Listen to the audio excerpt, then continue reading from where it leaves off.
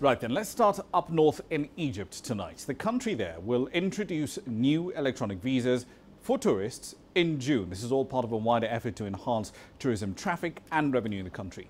Now, the new visa will be available for tourists from countries whose citizens require a pre-approved visa in order to travel to Egypt. It's expected to ease travel and increase arrivals in the country. That said, tourists whose citizenship allows them to get visas on arrival at Egyptian airports will not need to apply for this online electronic visa. Now, the number of tourists visiting Egypt during the first quarter of 2017 was up 51% compared to the same period last year. Let's dig a little deeper into exactly what sort of effect these policies are expected to have. Yasser Kim joins us now live from Cairo with more data on this. Yasser, walk us through the numbers here. How will potential tourists apply for these visas and how long will it take them to get approval, assuming they provided all the information required? The procedure itself it varies from one country to another. Like you just said at the beginning, that some countries don't require any visa to come to Egypt. Some countries you can take the visa in the airport without even having to apply for it before leaving. Many of them are Gulf Arab countries, China, the US, and several others of obviously the European Union. Many of those, if not all of these numbers of these countries, don't really need to apply for a visa. They just come to the airport and they can receive the visa on board, except some parts of China.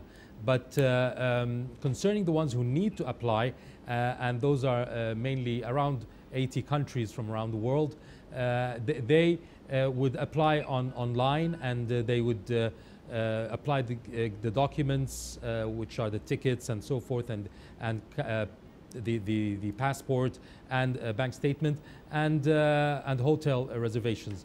Once approved, which usually takes, if you apply online, if the country is one of those that needs a pre-applied visa, it takes from 5 to 10 working days. In this case, you would get an approval online, and you get the visa itself, a copy of the visa online, whereby you can just print it and go to Egypt. The government hopes that this could increase the number of visitors by at least 4 to 5 million than before, especially groups that would find it a bit hard to gather all the information. And this would also try to make it easier access for Egypt for many countries that were not able to do so before, especially countries where it's a big place and you have to travel to go to the embassy. Indeed. Let's talk about prices, though. Previous visa prices were about $25 for single entry one, $70 for multiple entry one. But in February, the prices were revised upwards to about $60. So does that still apply for these online applications for both single and multiple entry visas as well? No, it's been cancelled. It remains at $25. And this decision last November has caused an uproar in the tourism sector. The government has been saying it's been $25 since last 2005. The number hasn't changed, the $25 per visa. The tourism sector says it's fine to increase, but not now. I mean, this is the time when we need to attract tourists. So if we increase from 25 to 60, that means a family of 4 will need to pay more than $200, $240 for only the visa, whereas sometimes the package for 1 week could be around $250 from Europe or $300, and paying an extra, the same amount only for visa is not practical, not logical at this point. So after a lot of what you can call a backlash from the tourism sector, it was cancelled. It remains $25 per person per visa for Egypt. Indeed. Let's talk about the data you just mentioned. Official data coming out recently indicating that tourist traffic was up by over 50% year on year in the first quarter. But how did revenues perform over the exact same period?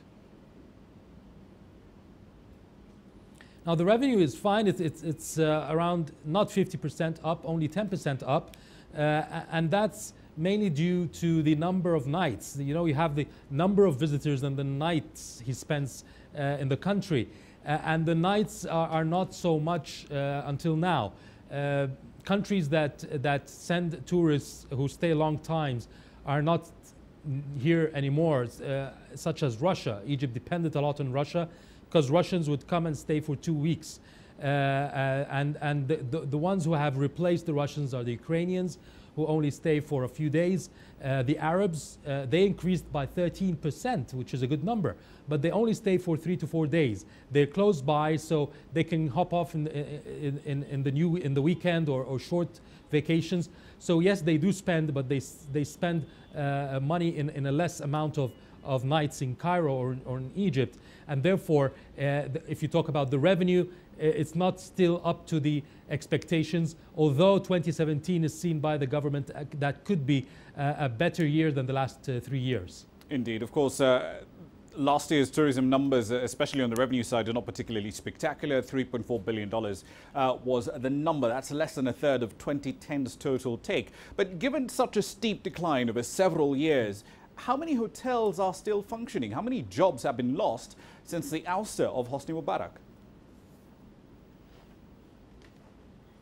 If you go back to the ouster of Mubarak in 2011, we're talking millions. Unfortunately, Egypt doesn't have a specific data to lean on, but it's known and it's normal that tourism industry was one of the biggest in Egypt, and it had approximately 20 million people who would benefit from tourism, not direct employment, but also indirect employment. And a lot of this has gone, and we're talking millions, but unfortunately no numbers. If you're talking about the hotels, at least 22 in Hurghada, 15 in Sharm el-Sheikh, another 20 in Marsa Alam. All these are in southern Sinai, and the Red Sea, I mean. And those are the hub of tourism in Egypt. Luxor, around 10 there. We're talking 2011. They're trying to pick up right now. We've got new hotels being built. We've got new rooms being built as well. Around 48,000 hotel rooms are under construction as we talk. So that's not a bad number, knowing that we're still in the crisis. There's the occupancy of hotels is, yes, it's low, but the number of hotels is still high, the second in Africa. And at this point, if I give you a number of hotel rooms, we're talking 225,000 hotel rooms in Egypt.